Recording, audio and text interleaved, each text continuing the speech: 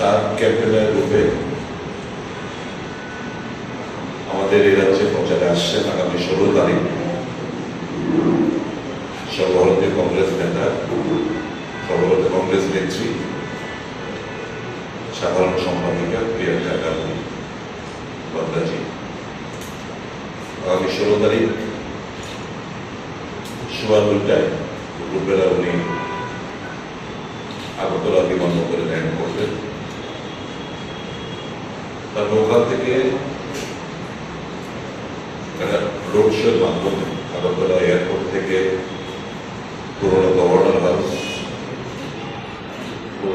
house থেকে রাজবাড়ি উত্তর gate থেকে হালদন সংগ্রহে বনের সেতু বিদ্যুৎ প্রত্যাচরণ